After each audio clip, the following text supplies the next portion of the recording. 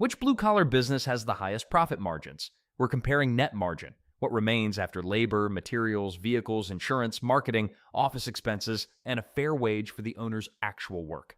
Anyone quoting gross margin is giving you half the story. First, mobile detailing. A well-priced operation can produce net margins around 15% to 35%. Material costs are low, startup equipment is manageable, and premium services like paint correction and ceramic coatings raise the average ticket. Someone can start with a pressure washer, vacuum, chemicals, and a used van or trailer. The difficult part is keeping the schedule full because driving 30 minutes between $150 jobs can destroy an otherwise attractive margin. The best operators concentrate customers within a small service area and push higher ticket packages instead of competing on basic washes. Residential painting can land around 13% to 27% net. Paint is normally a relatively small portion of the total price, and a crew can complete valuable projects without millions of dollars in equipment. Many painters begin alone with ladders, brushes, insurance, and a reliable vehicle, then add helpers as demand grows. The money is made or lost during the estimate, miss the labor hours, overlook prep work, or return for unpaid touch-ups, and the margin disappears. Strong operators use detailed scopes of work and collect deposits before purchasing materials. Window cleaning can reach roughly 20% to 25%. It requires little inventory.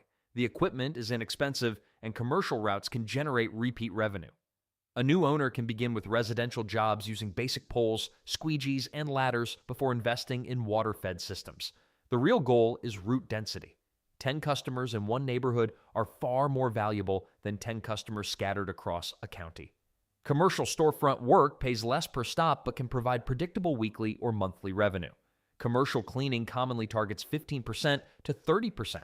Contracts repeat every week or month, startup costs are low, and demand remains relatively steady.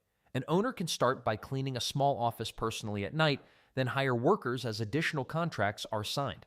The challenge is that clients often choose the lowest bid, while the operator still has to manage absences, quality control, supplies, and employee turnover. One underpriced 3-year contract can lock a company into hundreds of unprofitable hours. Pressure washing usually belongs closer to the 10% to 20% range once every expense is counted. It is relatively cheap to start and easy to advertise with dramatic before and after photos. A beginner can start with driveways, patios, and siding, but commercial-grade equipment quickly becomes necessary if the company wants to work efficiently. It is also highly seasonal in many markets and filled with operators who price as though fuel, travel, repairs, and customer acquisition cost nothing. Adding services like soft washing, gutter cleaning, or sealing can raise the average job value. Now consider the licensed trades. A strong plumbing, electrical, or HVAC company may generate 10% to 20% net margins. Service and emergency calls can be especially profitable, and licensing limits the number of legitimate competitors. These businesses are harder to enter because the owner usually needs training, licensing, or an experienced qualifying employee. They also require stocked service vehicles, dispatching, and skilled technicians who are expensive and difficult to replace. But once a company has several trucks running daily, each technician can generate hundreds of thousands of dollars in annual revenue. Roofing usually finishes around 5% to 15% net, with well-run companies near the top of that range. The jobs are large, so the total profit dollars can still be substantial even when the percentage is lower.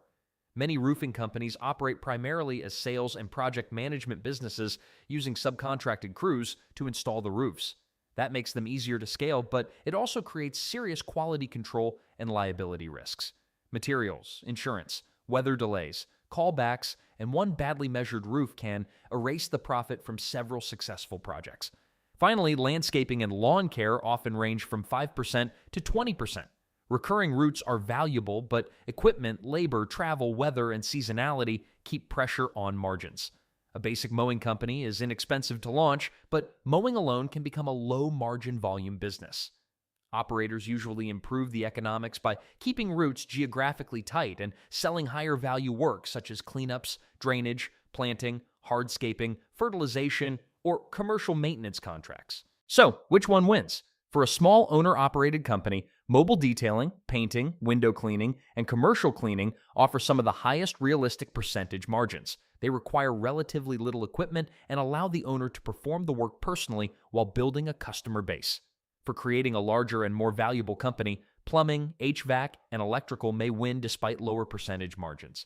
Demand is urgent, licensing creates a barrier to entry, and each additional service truck becomes its own revenue-producing unit. The highest margin job is not automatically the best business. A 30% margin on $200,000 is $60,000. A 15% margin on $5 million is $750,000.